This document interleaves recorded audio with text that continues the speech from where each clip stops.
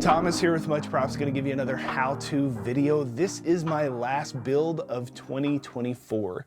Now, I wanted it to be something that was New Year's related in some way, which is more difficult than it sounds. And with Christmas just happening, I've been away visiting family, so I literally only have a couple of hours to put something together to show you today, and I literally just finished it this morning, so hopefully you like it. I was trying to figure out what I wanted to build, and my wife suggested making a Black Eyed Pea character. Now, for some of you that may not make a lot of sense, but I grew up in America, in the South, and it is a tradition in the South to eat specific foods on New Year's Day. We typically eat cornbread, collard greens, black eyed peas, and usually some type of ham, whether it's ham hocks or actual pieces of ham or bacon or whatever you have available. And this meal is supposed to bring about luck and prosperity in the new year. So it's a tradition that my family's had as far as I can remember, and as far as my mom can remember my mom's family doing. So I thought it would be fun to kind of make a little character, set them on some cornbread maybe, and then just have a little bit of fun with it. It's only going to be a couple of chunks of EVA foam. There's not a lot of work to it really to say, but hopefully it'll pull together in the end. So today we are making a New Year's traditional food into a cartoon character, three-dimensional. Hopefully that makes sense. Let's get to building. Sorry for the voice. With all the weather changes we're having recently where I live, I'm typically prone to sinus infections pretty often. It sounds worse than it is. I'm going to use chunks of this 45mm EVA foam for this build. I'm 100% making this up as I go, guessing at sizes and just kind of carving the foam. The parts should be relatively simple to carve out, and I will keep them separate until I paint them so that the paint job is also easy. I carve the foam into a square and then burn holes into the sides with a wood burner. Make sure to wear a respirator and work in a well-ventilated area while burning or sanding EVA foam. You don't want to breathe that stuff in. This tradition, like I said in the intro, is common in most of the South in the US. I would love to hear what your traditions are for New Year's down in the comments below. I remember the end of the year celebrations for my family always brought about togetherness, and amazing food was always at the table.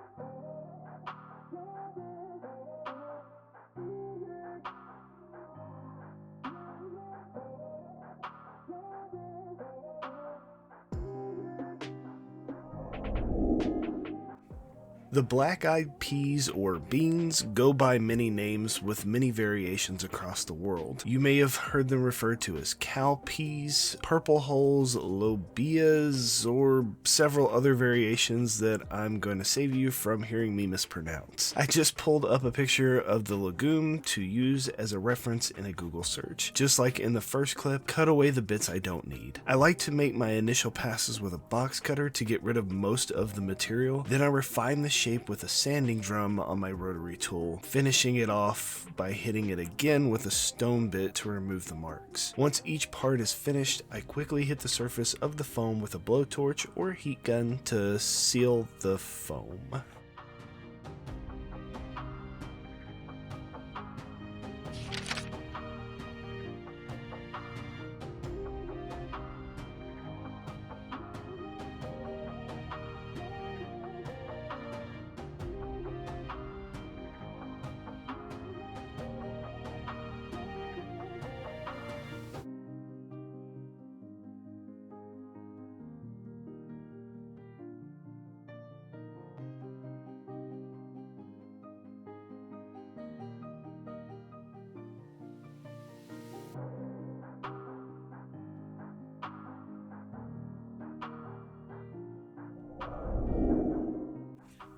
Same as the previous two in terms of process, but this one I was literally just going to make a scoop stacked up on the side that the black eyed pea would lean up against. Once I have the part carved out, I thought I should add some ham to my collard greens. If you ever visit the South in the US and want some good traditional Southern cooking, we commonly refer to this and other foods like this as soul food. It is food that fills your soul with an immediate feeling of home. Most of it is cooked slow, with lots of love, and we swear that our grandmother or mother have cooked the best that you'll ever taste. I'm sure that this is probably a common feeling when you want to eat something that reconnects you with your family and good times.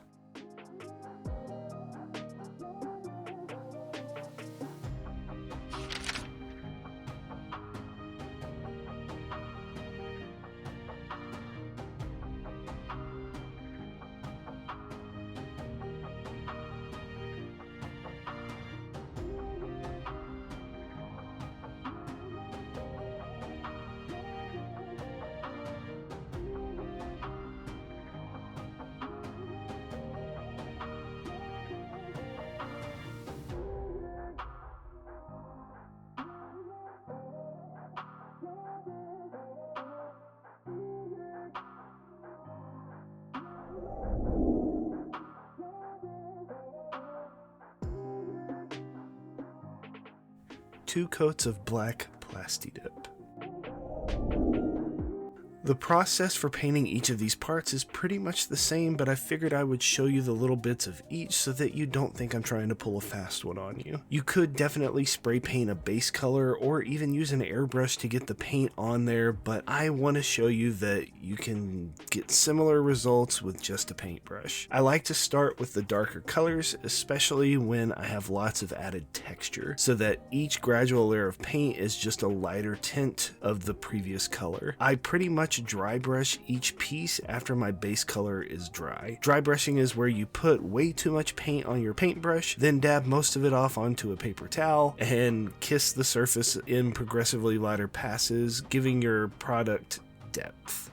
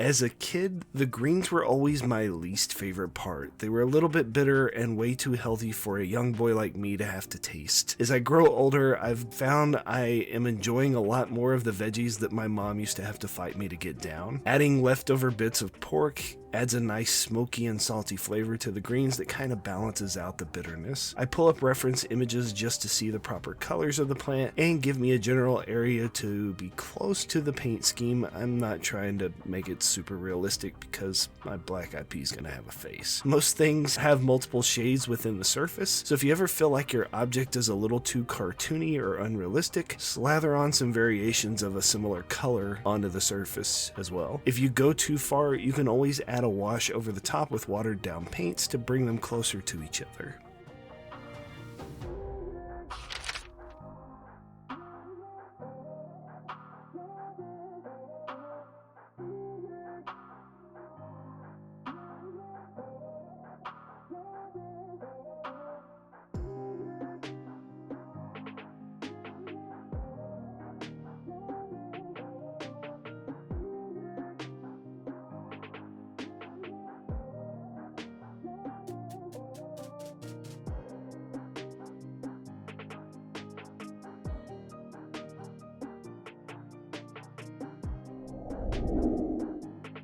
For the black IP, I get the light brown, almost white legume painted, then add the black around one of the eyes to mimic the vegetable. I add another eye and a mouth and pretty much wrap up the paint job process here. Adding Kawaii style anime eyes can pretty much turn any mundane thing into something cute.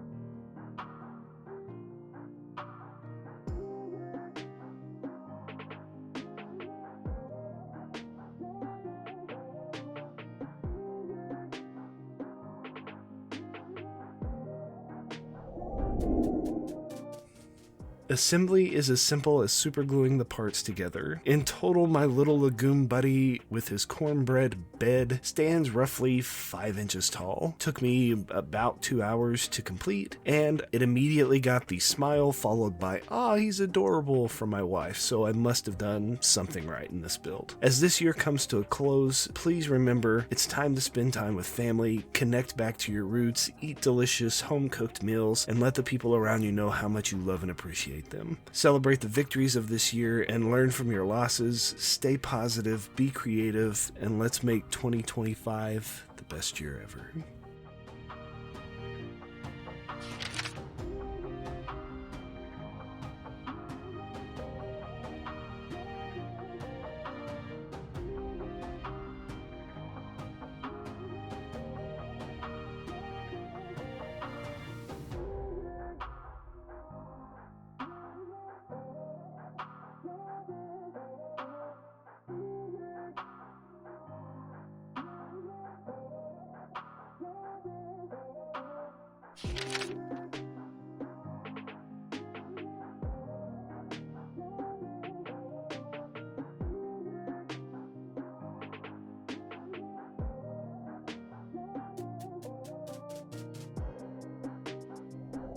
And we are finished. Here is the end result. It's something fairly small, something that I've noticed a lot over the past year.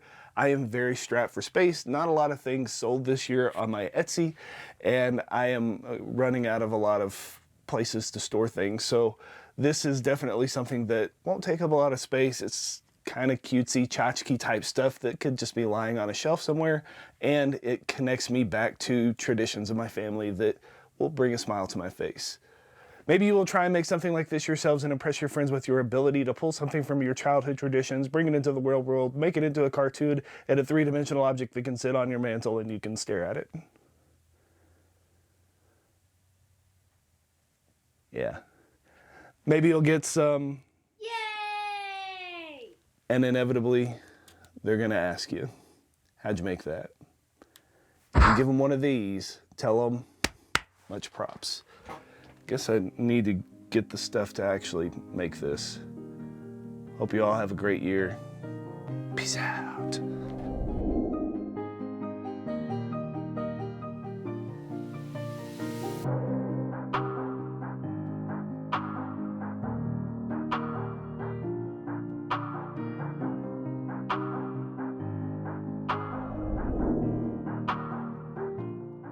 If you enjoy what I do here on YouTube and want to see more builds like this one, please consider joining these awesome people listed here with me over on my Patreon to build a bigger, better, more creative community together.